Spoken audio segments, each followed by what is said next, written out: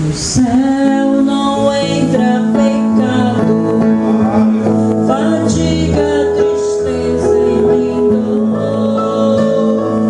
Há coração quebrantado, pois todos são cheios de amor. Mas nuvens da vida terrestre não podem a glória ofuscar. O reino de gozo celeste que Deus quis pra mim preparar. Irei eu pra linda cidade, Jesus me dará um lugar com os crentes de todas as eras. A Deus é de sempre louvar. Do céu tenho muitas saudades, as glórias que lá hei de ver. Oh, que gozo vou ter quando eu ver meu Senhor, rodeado de grande esplendor. Cá não é necessário a casa bela hei de ter. Meu eterno vestuário no céu nunca vai se romper. Jamais viverei em pobreza, aflito no meu santo lar. Ali há bastante riqueza, do qual poderei desfrutar. Irei eu pra linda cidade, Jesus me dará um lugar com os crentes de todas as eras. A Deus hei de sempre louvar. Do céu tenho muitas saudades, as glórias que lá hei de ver. Oh, que gozo vou ter quando eu ver meu Senhor, rodeado de grande esplendor. O céu luto é banido, enterros não hão de passar. Sepulcros jamais são erguidos, lá mortos não vou encontrar. Os velhos serão transformados, mudados nós vamos ficar.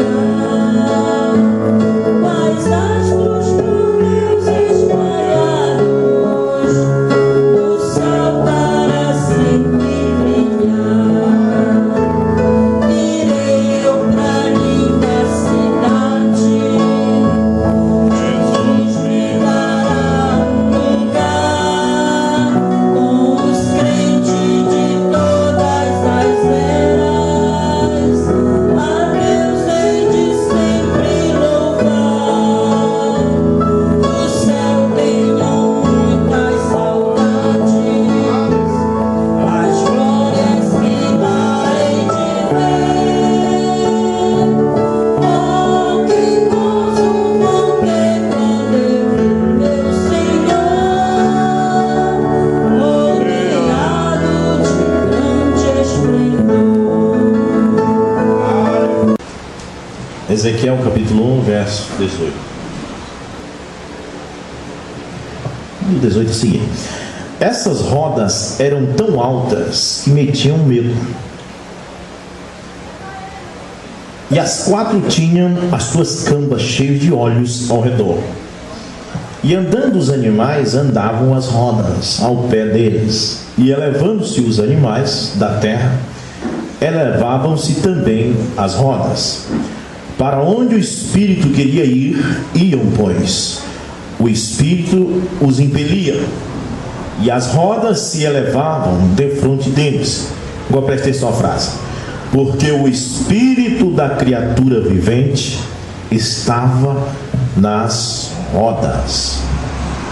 Andando eles, andavam elas, e parando eles, paravam elas, e elevando-se eles da terra, elevavam-se também as rodas de fronte deles.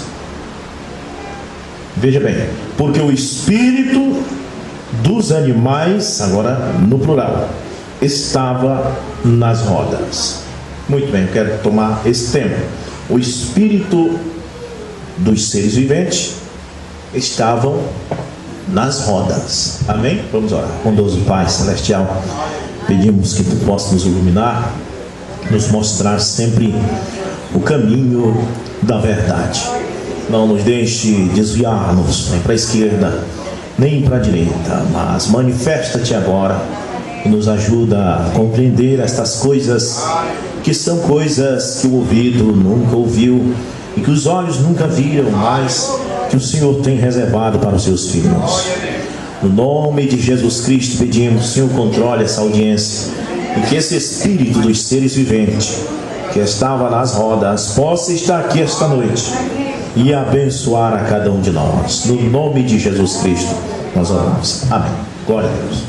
Louvado seja. Eu quero que vocês tenham paciência comigo. De manhã nós tivemos esse estudo continuando sobre os 4 seres viventes que viu Ezequiel nessa visão junto ao rio Quebar. Amém? Bem, nós estudamos de manhã da mensagem Apocalipse capítulo 4, terceira parte, trono de misericórdia, falando das 4 seres viventes na visão de Ezequiel. E para recapitular um pouco o que você recorda que você aprendeu de manhã, que os 4 seres viventes tinham, cada um deles, 6 asas, com 2 cobriam o corpo, com 2 voavam, e com 2 eles cobriam o rosto. E eles eram uns seres estranhos, porque eles tinham, cada um deles, 4 rostos. E quando eles andavam, eles não se viravam. E eu falei de manhã que não era necessário se virar, porque se eu tivesse rosto para trás, não precisava eu me virar para ver a parede aqui, certo? Se eu tivesse rosto para o lado também, não precisava eu me virar. Eles tinham 4 rostos: um rosto na frente, um rosto do lado, outro rosto do outro lado e outro rosto atrás. Uma coisa espantosa. Se você vê, você se assombra até. 4 criaturas viventes. E foi dito qual era a semelhança desses rostos. Era rosto de homem, rosto de águia, rosto de boi e rosto de leão. Amém? Homem, águia, boi e leão. Cada animal tinha esses 4 rostos. Não é verdade? E eu falei na roda, dentro da roda. E aqui nós lemos que diz: o espírito dos seres viventes estavam na roda. E tomei o exemplo da bicicleta. A catraca puxa os raios puxam o aro puxa o pneu, e toda a coisa funciona. Amém? E foi mostrado que esta roda, dentro da roda é Cristo. Amém?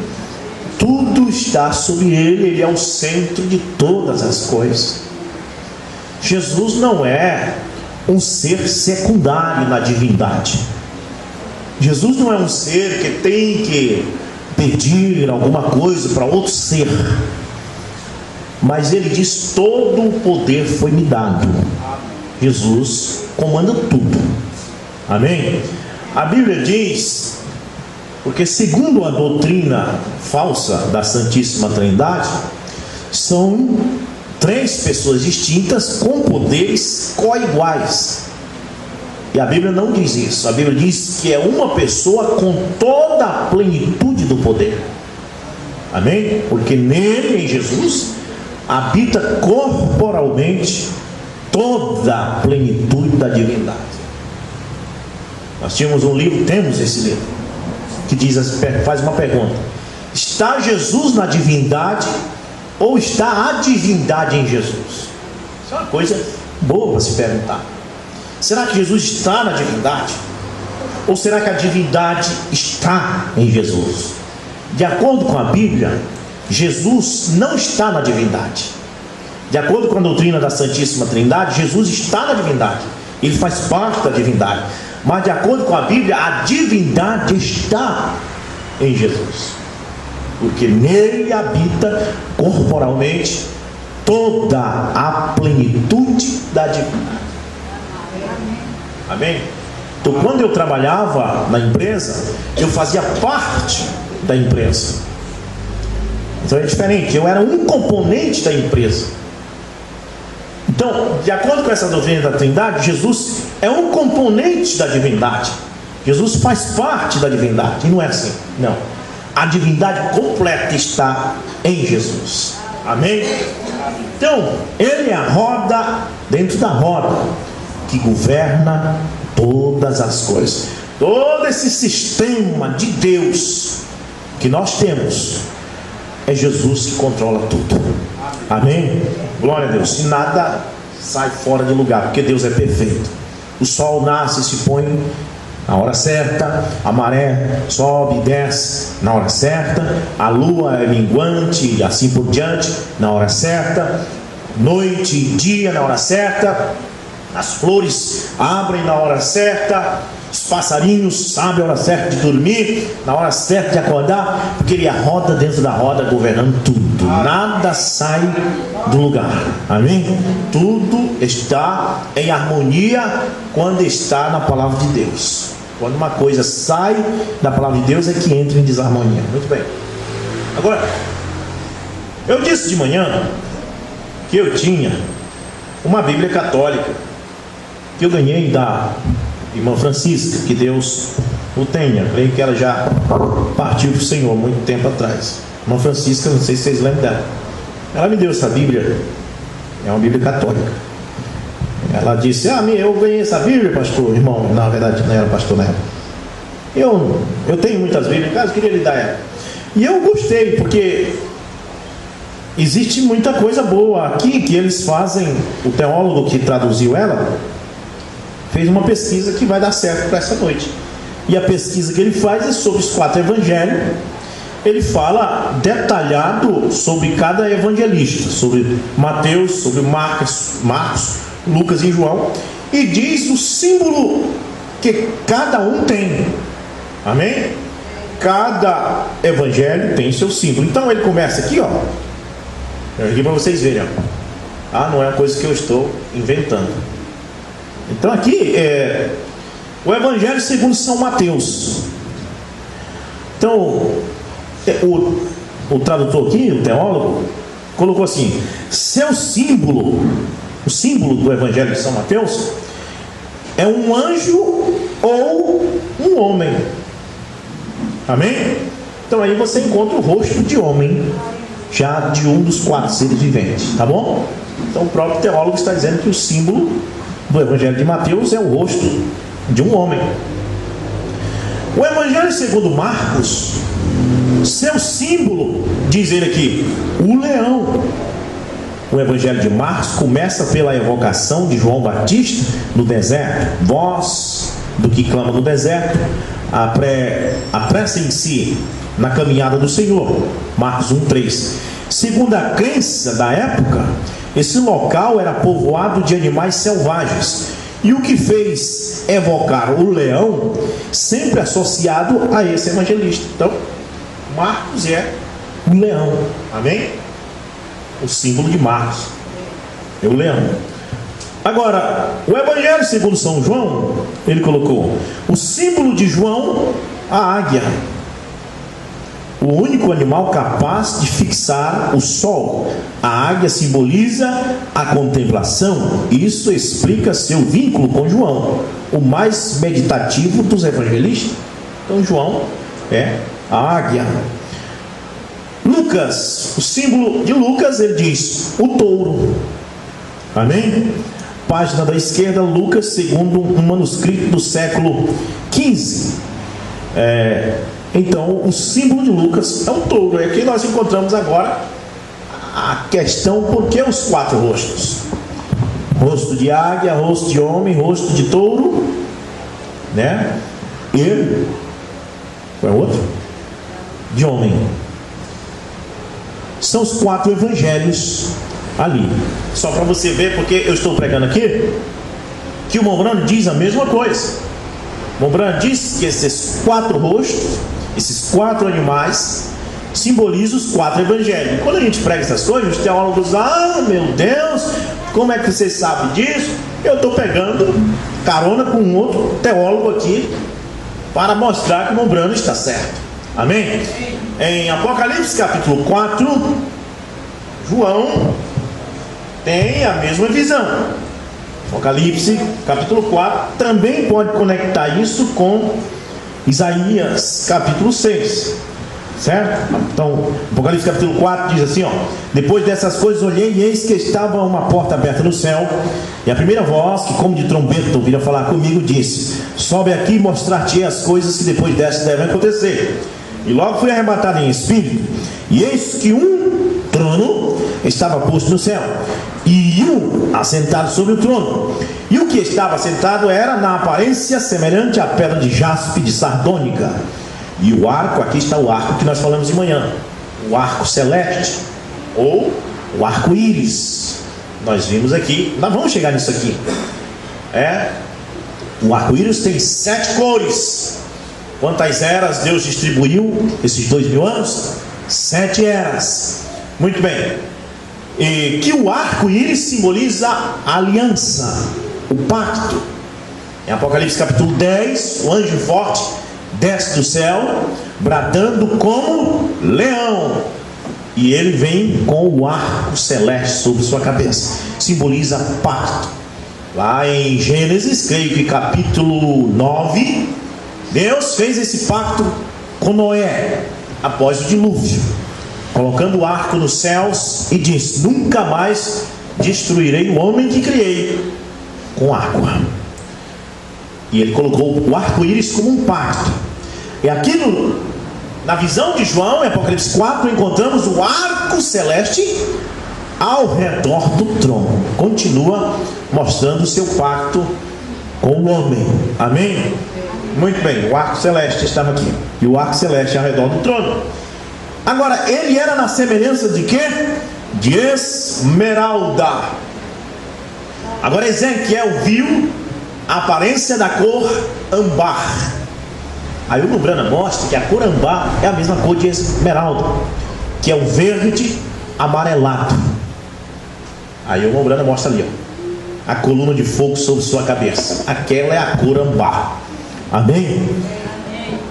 O Mombrana diz que João, creio que em uma das suas epístolas, diz: Deus é luz. O Mombrana diz: por que ele diz isso? Porque esse João que escreveu as 3 epístolas é o mesmo João que escreveu o Apocalipse.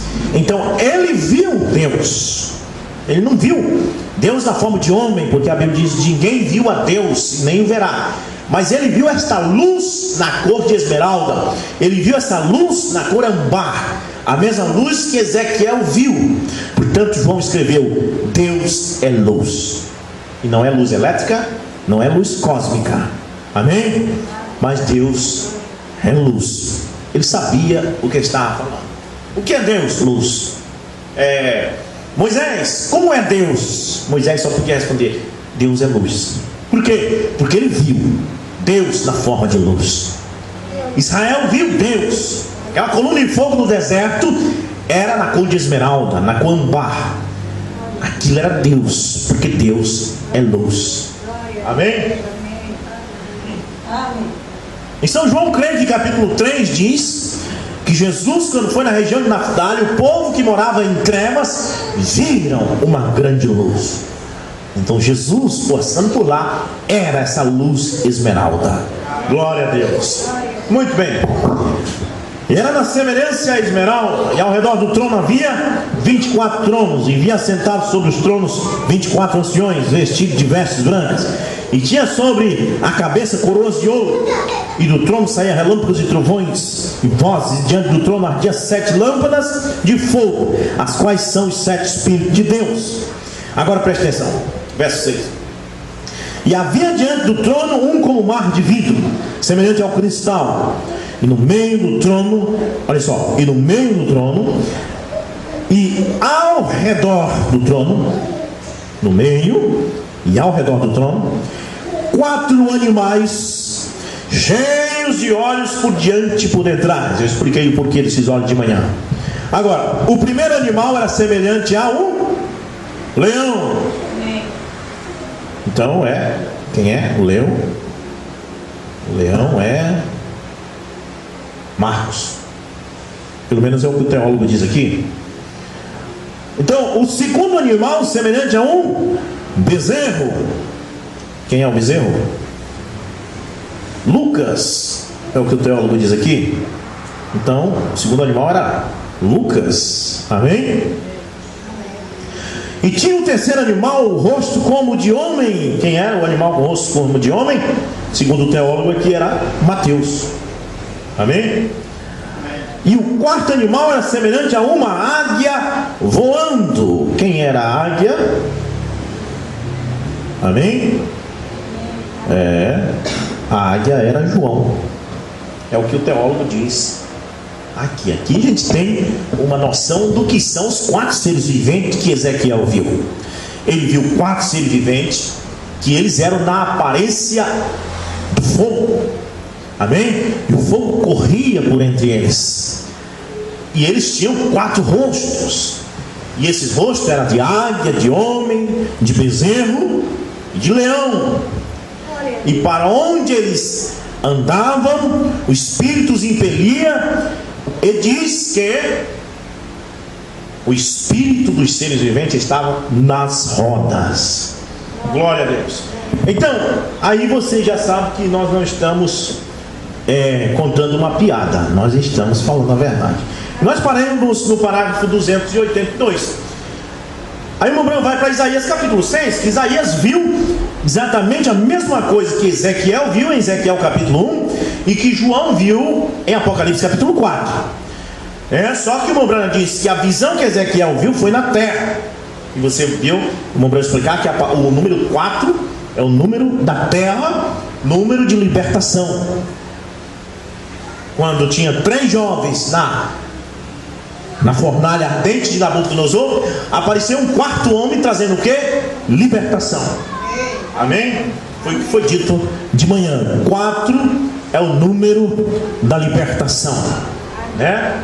Então, que Lázaro esteve morto por 3 dias. No 4º dia foi que o libertador chegou para tirá-lo da sepultura.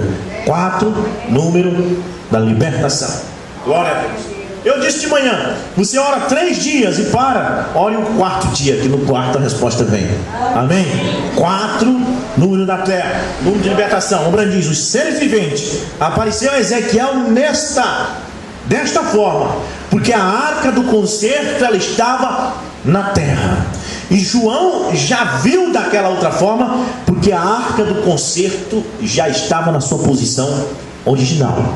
Glória a Deus. Então nós vamos continuar no parágrafo 282. Paciência comigo. Vejamos, Isaías no capítulo 6 viu a mesma coisa. Este jovem profeta havia estado reclinado nos braços de um rei. Tiago, liga aqui de novo. De um rei. E ele trazia, era o rei Uzias, e ele trazia consigo todos os tipos de boas roupas. E ele era um profeta. E ele progrediu ali. Mas um dia o rei morreu. Então ele teve que se arranjar por si mesmo. Então ele desceu até o templo para orar, pois ele começou a se afastar do lugar de onde estava o rei. Então, para obter o bom velho rei era um homem bom e santo, Mas ele saiu e viu como as pessoas estavam vivendo. Então ele desceu até o templo. Agora ouça: no ano em que morreu o rei Uzias, disse Isaías, eu vi ao Senhor. É aqui é importante você saber que ele não viu ao Senhor. Embora a Bíblia dizendo que Isaías disse eu vi ao Senhor, você tem que crer que ele não viu. Os teólogos escutam isso e dizem, está doido mesmo, agora tu endoidou.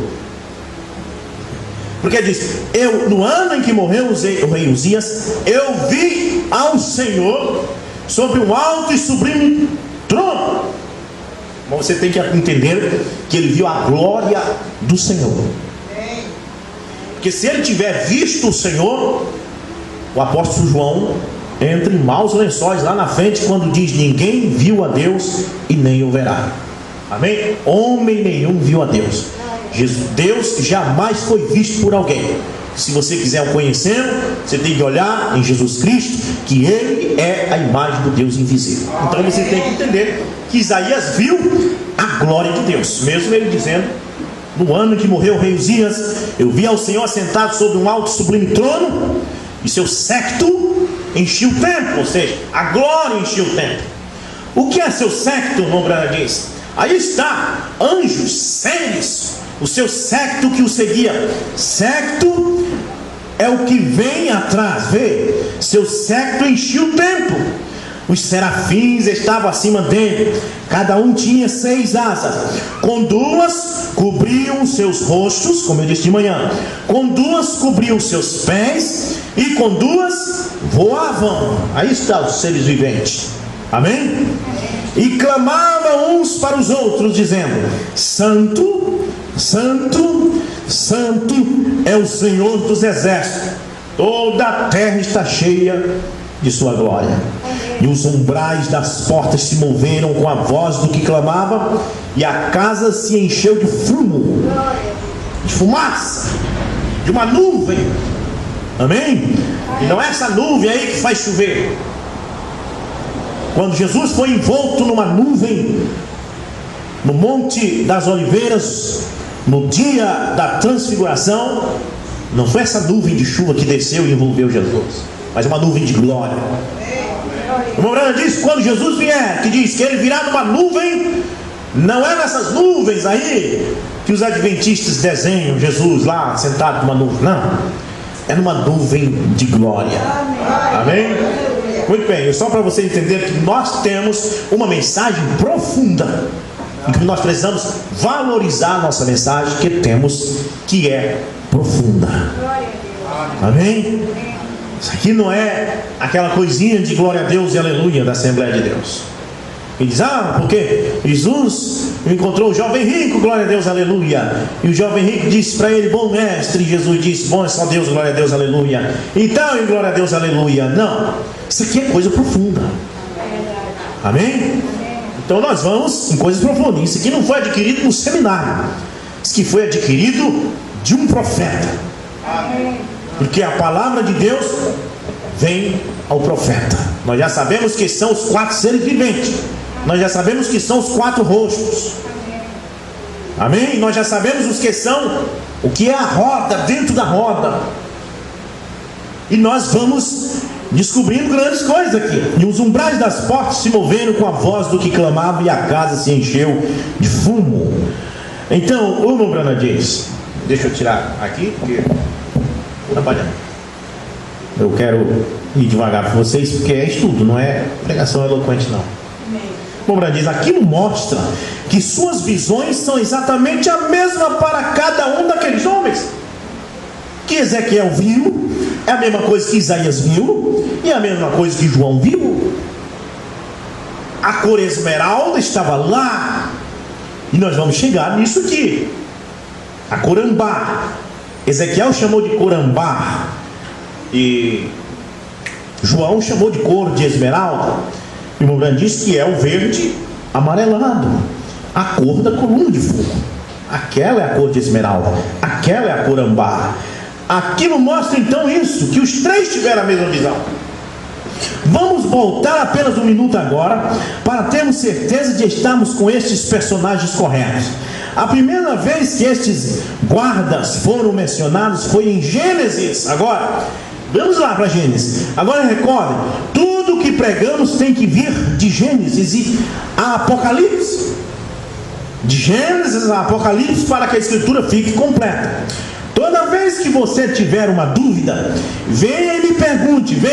Isso deve ser toda a Bíblia, não apenas parte, né? Não apenas parte, como a pessoa crê num versículo e no outro não adianta, tem que ser toda. Não apenas parte dela, porque Deus não muda. O que ele era em Gênesis, ele é hoje, e ele foi no meio da era. Então tem que colocar a Bíblia. Se você lê a Bíblia e há uma coisa que parece uma contradição, você tem que pegar ela de Gênesis a Apocalipse, e você tem que orar, e você tem que descobrir por que daquilo, porque aquilo não pode se contradizer. Quando a Bíblia diz em Mateus 28:19: ide fazer discípulos de todas as nações, batizando-as em nome do Pai, do Filho e do Espírito Santo, e você encontra os apóstolos a partir do livro de Atos capítulo 2 verso 38, e todos aqueles versículos estão batizando em nome de Jesus, em nome de Jesus. Você não deve fechar a Bíblia e dizer: eu vou ficar com o que Jesus disse e vou deixar Pedro e os apóstolos de lado. Não, você tem que descobrir a causa. Amém? Porque é através daquela palavra que você vai se salvar. Se essa palavra de Deus estiver com contradição, se ela estiver errada, aí você está perdendo tempo. Por exemplo, a Bíblia diz: ninguém subiu ao céu, senão o que do céu desceu, o Filho do homem que está no céu. Os católicos dizem assim, que Maria subiu. Eles creem na assunção de Maria, que ela subiu aos céus em vida. E é um bom versículo para você provar para os católicos. Ninguém subiu ao céu, diz a Bíblia, senão o que do céu desceu, o Filho do homem que está no céu. Mas o católico pode te pegar lá em Elias, quando ele subiu ao céu numa carruagem de fogo. Amém? Pode te pegar lá em Enoque, quando Enoque subiu sem provar a morte. E aí o que você faz com uma situação dessa? Você tem que pegar a Bíblia agora de Gênesis e Apocalipse e descobrir a causa. Errada ela não está, porque Deus não erra, sua palavra não erra. Então existe coisas que você precisa colocar aqui de lado, dar uma pensada, respirar fundo e ler com cuidado e buscar a revelação de Deus. Porque as pessoas erram por segurarem versículos isolados e formar doutrina em cima daquilo. Fizeram isso com a Bíblia, os crentes da mensagem estão fazendo isso com a mensagem. E quando você diz em tal parágrafo diz tal coisa, aí eles dizem assim: a gente não consegue entender tudo completamente, um dia Deus... Não, tem que entender agora, essa é a hora de entender. A Bíblia diz que Jesus abriu o entendimento dos discípulos, em Lucas diz isso, para que eles compreendessem as Escrituras. E esse é o tempo de compreender as Escrituras. O profeta veio para abrir as Escrituras, para que você possa compreender. Se você não estiver compreendendo as Escrituras, você está no erro. Porque a Bíblia diz: vós errais por não compreender as Escrituras e o poder de Deus. As denominações estão na sujeira que estão, porque não compreendem as Escrituras. A Igreja Católica caiu na idolatria que caiu, porque não compreendeu as Escrituras. Esses grupos da mensagem estão com esse negócio de mais um homem, de um oitavo e dessas coisas, porque não compreenderam as Escrituras e nem a mensagem. E assim que fica jogando para frente: um dia nós vamos compreender. Não, tem que compreender agora, porque esse é o dia de compreender. Esse é o dia que os mistérios são revelados. Todos os mistérios para o rapto estão revelados na mensagem. Então, aqui está, tudo foi aberto. Você vê o irmão Branco falar sobre esses seres viventes? Se ele não revelou, se você for olhar com cuidado, está revelado. Você vê ele falar sobre tudo que você encontra aqui na Bíblia, que parece uma coisa de outro mundo, uma coisa complicada, mas aquilo está revelado. Até as trombetas, que ia pregar sobre elas. Mas depois Deus disse: você falou nos seus sobre elas, você não precisa mais pregar. Então está tudo revelado. As pessoas perguntam: o Branco não falou sobre as 7 trombetas? Falou. Mas ele tem uma mensagem específica sobre as 7 trombetas? Não, mas tem os 7 selos. As 7 trombetas estão reveladas nos 7 selos, e assim por diante. Tudo está revelado lá. Quando perguntaram ao irmão Branco: Pergunta e resposta 4, parágrafo 78. Haverá 7 trovões que serão revelados e assim por diante, algum mistério que ainda vai vir. Não, está tudo revelado lá. E os 7 selos abriram a revelação do que aquilo era. Então, se você acompanhar a mensagem, até os 4 seres viventes. Bom, Apocalipse capítulo 4, segunda parte, os 24 anciões, o nome da mensagem, parágrafo 152 em diante. O irmão Branham diz: observe, este profeta aqui, 595 anos antes da vinda de Cristo, veja como a sua visão se compara com a de João.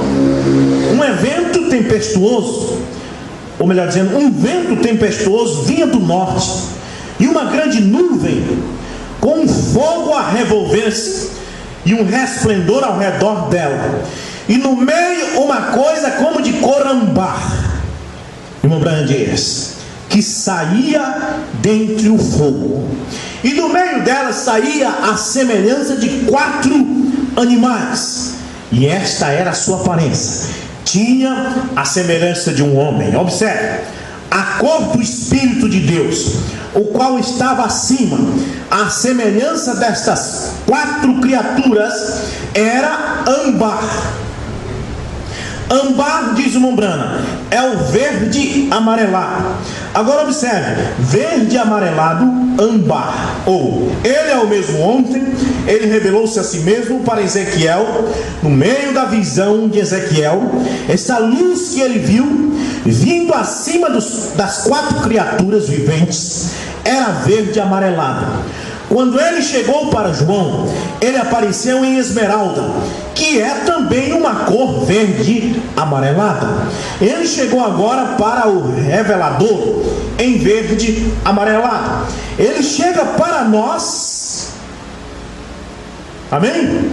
Lá está, em 1950, quando o reverendo Best desafiou o irmão Branham, reverendo da Igreja Batista, dizendo que a cura divina morreu com os apóstolos.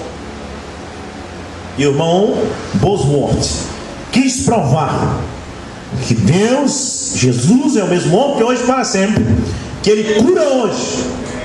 E o Ted Kipperman, que estava lá, e o senhor Ayers, que estavam tirando fotografia, tiraram esta fotografia do irmão Branham, e quando revelaram, Ted Kipperman e o senhor Ayers, que eram contra o irmão Branham, se converteram ao ver essa foto. Você vai encontrar o Ted Kipperman depois. 20 anos depois, o filho dele é condenado à morte pelas autoridades americanas. No Indiana, onde o irmão Branham, no Texas, lá tinha a pena de morte.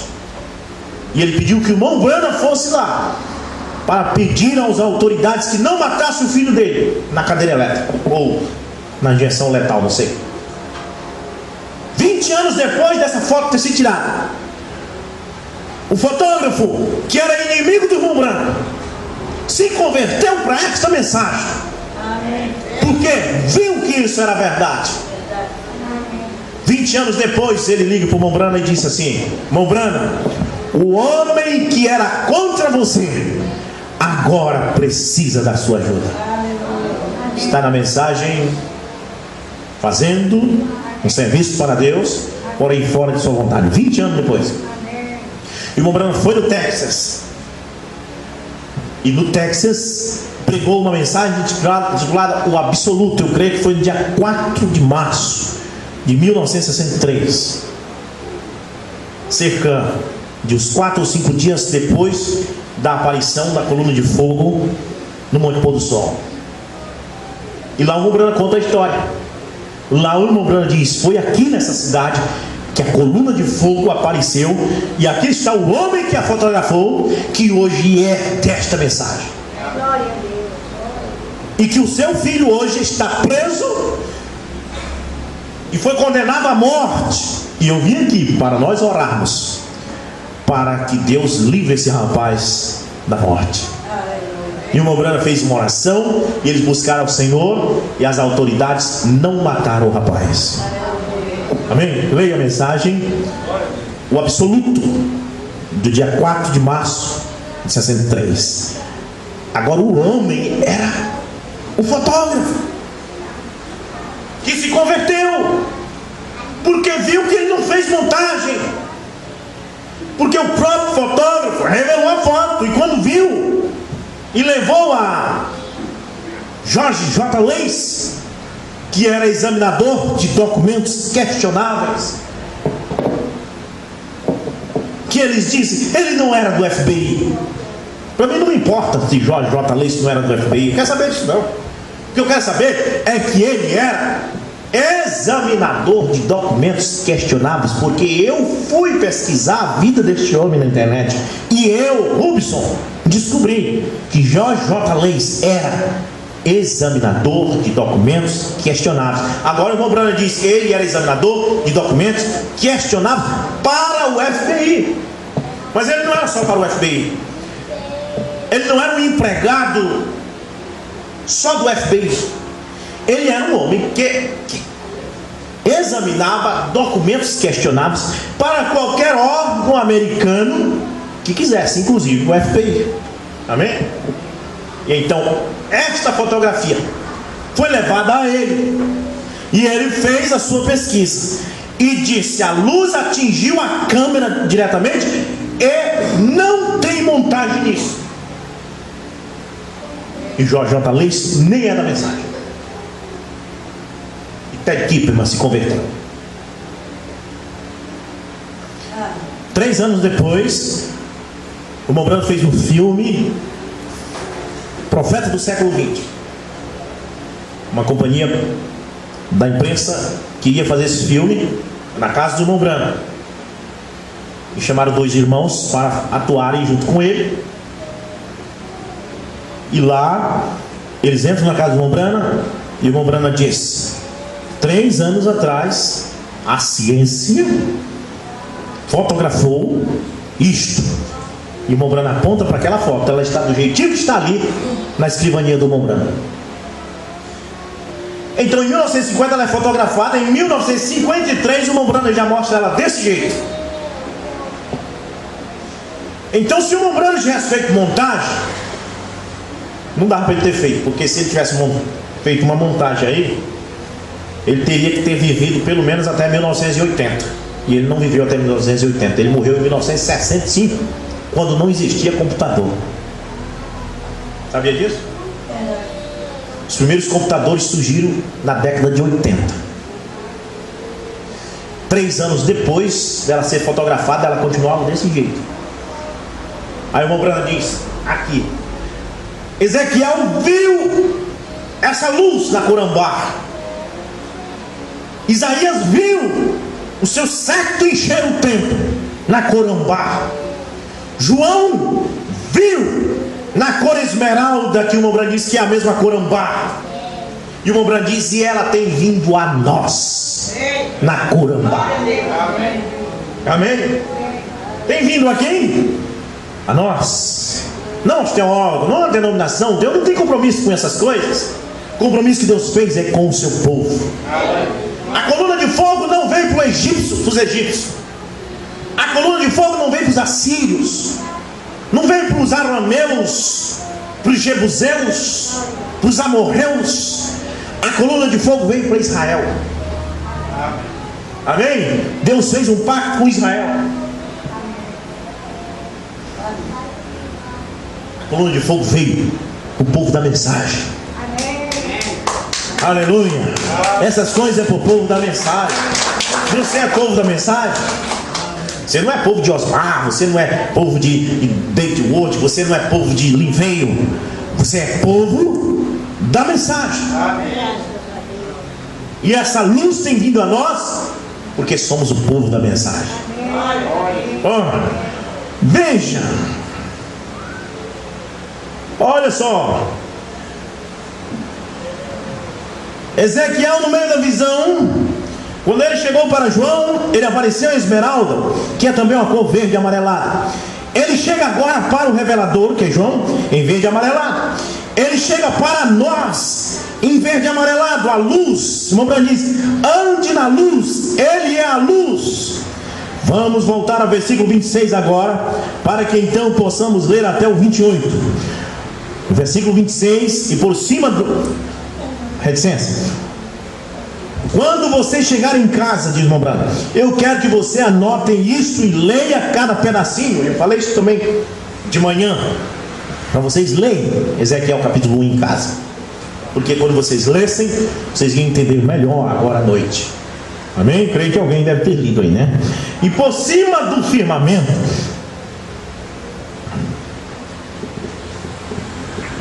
eu não estou com pressa.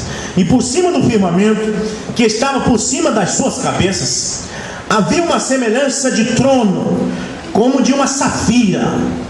E sobre a semelhança do trono, havia como que a semelhança de um homem do alto. Quem é esse homem? Cristo. Cristo Jesus. Porque Ele é o único homem, ou seja, Ele é a única pessoa que Deus tem. Se a Trindade fosse verdade, se existisse 3 pessoas da Trindade, Ezequiel teria visto a semelhança de 3 homens. Isso aqui acaba.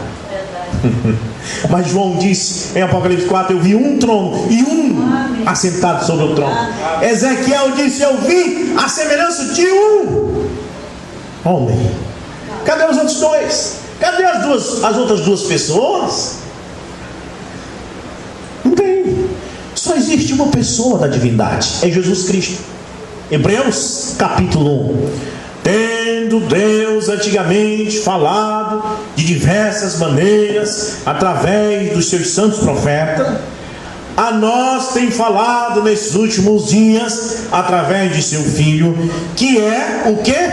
A expressa imagem de uma das suas pessoas? Não, que é a expressa imagem da sua pessoa. A única pessoa que Deus tem. Porque Deus é Espírito, porque Deus é luz, porque Deus é a cor esmeralda, e essa luz habita em uma pessoa, que Ezequiel viu acima de suas cabeças. Havia um firmamento, e ali estava a semelhança de um homem. Jesus, ele tem a semelhança de homem. Jesus tem orelha igual eu tenho, cabelo igual eu e você tem. Mas Deus não. Deus não tem cabelo, Deus não tem orelha, Deus não tem pé, Deus não tem nariz, porque Deus é Espírito. Jesus foi quem disse: se não quiser crer em mim, crê menos em Jesus, em São João 4:24, que diz: Deus é Espírito. Ele habita em um que tem a semelhança de um homem, Jesus, o Cristo. Jesus, o ungido de Deus. Irmão, essa mensagem, ela pisa na garganta da Santíssima Trindade e esbagaça tudo. É verdade? Bom, olha, por isso que não veio muita gente hoje, porque eles sabiam que era vigília. Por cima do firmamento, que estava por cima das suas cabeças, havia uma semelhança de trono. Observe que a Bíblia não pode entrar em contradição. Ezequiel viu um trono, e João em Apocalipse 4 também viu um trono. Ezequiel viu um homem, e João também viu um homem. É verdade?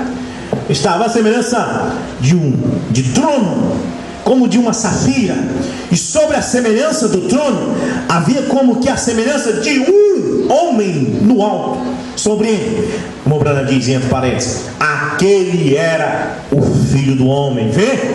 Cristo. Agora observe como ele foi colocado aqui. E vi como a cor de ambar. Observe, cor de ambar. Em volta, observe, em volta desse Filho do Homem, como o aspecto do fogo pelo interior dele. Pelo interior dele, desde a semelhança dos seus lombos. 156. Ouçam, sejam espirituais, tenham entendimento. Jesus abriu o entendimento dos apóstolos para que eles compreendessem as Escrituras. Ora diz, sejam espirituais, tenham entendimento. E nos seus próprios corações aqui, eu lhes suplico, no nome de Jesus, que guardem isso para si mesmo, mas apenas recordem quão abençoado é. Veja, vamos começar novamente com o versículo 27. Ouçam cada um: tenham entendimento agora, e vi como a cor de ambar, aquele verde amarelado, como o aspecto do fogo, não vou gaguejar muito, e eu também. Fogo ao redor do verde ambar. Agora, desde a semelhança de seus lombos, e daí para cima, dos seus lombos para cima, desde a semelhança dos seus lombos, não precisava de falar isso um monte de vezes, para baixo, vi como a semelhança de fogo, e um resplendor ao redor dele, fogo em todo o redor. Amém? Eu disse de manhã sobre isso. A igreja tem que ter fogo. Como o aspecto do arco que aparece na nuvem no dia de chuva, arco-íris. Assim era o aspecto do resplendor em redor. Este era o aspecto da semelhança da glória do Senhor. E vendo isso, diz Ezequiel, caí sobre o meu rosto e vi a voz do que falava comigo. Irmão Brana diz, 158. Observe, vocês estão prontos? Eu pergunto para vocês estão prontos? Bom, veja bem, ouça, guardem isso agora, apenas recordem para que vocês saibam. Gene era irmão Gene Norman, que gravava as fitas. No grande Gene, você pode deter essa fita? Ouça, não, eu não tenho que segurar isso aí, está tudo correto. Quero dizer apenas segurar a fita. Ela está liberada para a igreja. Observe isto. Agora, para que você possa saber que a cor da luz que está com o Senhor é a luz do Senhor que segue o Senhor, isto é, o Senhor é âmbar, verde amarelado. Esta é a mesma cor da luz que está conosco hoje. Coluna de fogo. Como os cientistas tiraram sua fotografia, verde amarelado, âmbar. 159. Quando eu era um garotinho, eu a vi pela primeira vez. Você recorda? Nos velhos tempos aqui, eu sempre lhes disse, antes da própria foto ser tirada, era um verde amarelado que é âmbar. Agora, para lhe mostrar que o Espírito do Senhor, ele disse, quando ele viu isso dos lombos da criatura vivente, que se colocou em sua presença, dos lombos para cima era semelhante ao fogo, uma luz de seus lombos para baixo era coberto com luz, e ao redor de tudo havia muitas cores como o arco-íris. É isso correto? Eu vou parar no 161 aqui e ler Ezequiel para encerrar o meu tema. Olha só, Ezequiel capítulo 1, creio que foi o verso 18 que nós lemos, não é isso? Ezequiel capítulo 1, verso 18 diz: essas rodas eram tão altas que metiam medo, e as quatro tinham as suas cambas cheias de olhos ao redor. E andando os animais, vocês já sabem quem são os quatro animais: Mateus, Marcos, Lucas e João. As rodas ao pé deles, e elevando-se os animais da terra, elevavam-se também as rodas. Para onde o Espírito queria ir, iam, pois o Espírito os impeliam, e as rodas se elevavam defronte deles. Agora presta atenção: porque o Espírito da criatura vivente estava nas rodas. Quatro evangelistas, quatro evangelhos. E eu fiz essa pergunta de manhã: por que quatro? Você começa lendo o livro de Mateus, entendo, Jesus nascido em Belém de Judá, foi assim, vai passando pelo cego Bartimeu, e que ele chamou os discípulos, e vai indo até a crucificação e ressurreição eterna. Aí você começa o livro de Marcos, do mesmo jeito, começa do nascimento, vai passando por todos aqueles milagres que ele fez, termina com a crucificação e ressurreição. Você vai para João, a mesma coisa. Você vai para Lucas, a mesma coisa. E você se pergunta: por que quatro evangelhos falando a mesma coisa? Por causa disso. Por quê? Primeiro, que Deus queria testemunhar. A Bíblia diz que a testemunha é verdadeira acima de 3. Amém? E depois, porque eles são os guardiões do trono. Toda a Bíblia está centralizada nisso aqui. De Gênesis até Malaquias, e de Romanos até Apocalipse, tudo tem que se encaixar nos 4 evangelhos. Eles estão no meio do trono. Ali, nesses 4 seres viventes, você vai encontrar que em Apocalipse 6, Satanás envia o quê? 4 cavalos. E cada vez que Satanás enviou um cavalo, Deus enviou um desses seres viventes para combater um cavalo. Então vamos lá, Apocalipse capítulo 6. Tendo aberto o primeiro selo, vi um cavalo branco saindo, uma voz dizendo: vem ver. E o que foi que saiu para combater? Qual foi a voz que saiu dizendo: vem ver? Vamos ver? E havendo o cordeiro aberto um dos selos, olhei e eis um cavalo, um dos 4 animais que dizia como em voz de trovão: vem e vê. Um dos 4 animais, um dos evangelhos anunciando para você vir ver aqui. Amém? Agora você vai para o segundo cavalo. Bem, e havendo aberto o segundo selo, ouvi o segundo animal, outro ser vivente, dizendo: vem ver. E assim você vai para o terceiro animal. Sempre que um cavalo de Satanás saiu para enganar, para mentir, para vender indulgências, para vender a palavra, ali estava os seres viventes. E esse espírito dos seres viventes estava onde? Na roda, dentro da roda. Está em Cristo. Amém? Cristo governa todas as coisas. Por isso a Bíblia diz: todas as coisas operam para o bem daqueles que Ele ama. Tudo está centralizado em Cristo. Tudo depende dele. Por isso Ele diz: ninguém vem ao Pai senão por mim. A coisa não funciona se não for na roda, dentro das rodas. E o espírito dos seres viventes estavam nas rodas. Irmão, nós vamos continuar do 161 para frente, noutra ocasião. Amém? Isso aqui é muito bom, muito profundo.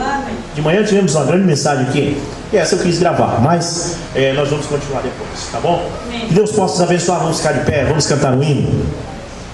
Vamos cantar um hino para nós poder orar. Vamos. Ré maior. Contente estou em meu coração, aos céus eu vou, esta é minha canção.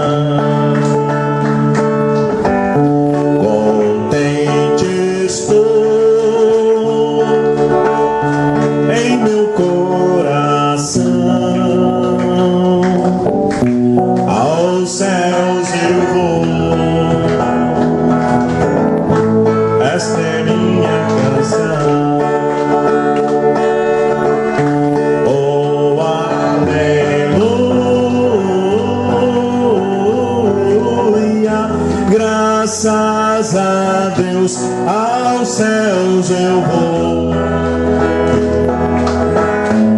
Esta é minha canção. Me libertou do triste império do mal,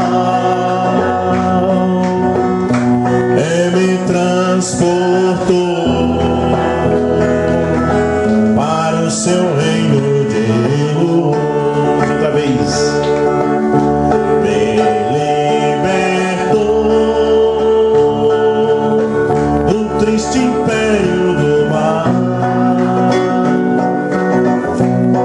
me transportou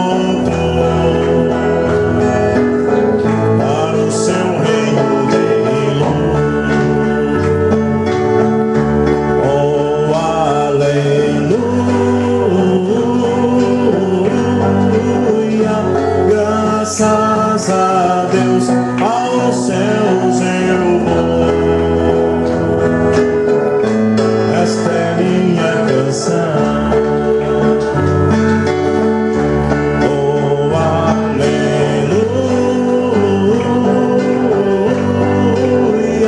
graças a Deus, aos céus eu vou. Esta é minha canção. Oremos, Senhor Jesus, te damos graça, Pai, por tua presença neste lugar, Pai. E nós te pedimos, se o Senhor ouvir agora o pranto, a oração daqueles que clamam, daqueles que te buscam, meu Deus, que estiverem enfermos nesta hora, ouça, Senhor, e cura-os, liberta-os, que eles possam ir para casa curados, abençoados, cheios da graça de Deus, de o poder vivificador que ressuscitou a Cristo dentre os mortos. E esta mesma luz na Corumbá, que está, Senhor, diante de Deus, que está ali no meio do trono, que possa curá-los, libertá-los, que possa abençoá-los nesta hora, Pai, pois cremos que o arco celeste que está ao redor do trono mostra que o pacto de Deus continua de pé, o pacto que Deus fez conosco, a aliança entre Deus e os homens. Então, meu Deus, liberta agora, cura os enfermos e liberta os cativos, pelo poder da tua palavra, pelo poder do nome de Jesus Cristo, e nos leve em paz para os nossos lares, pois nós rogamos, nós pedimos em nome de Jesus Cristo. Amém, amém. Que Deus em Cristo nos abençoe.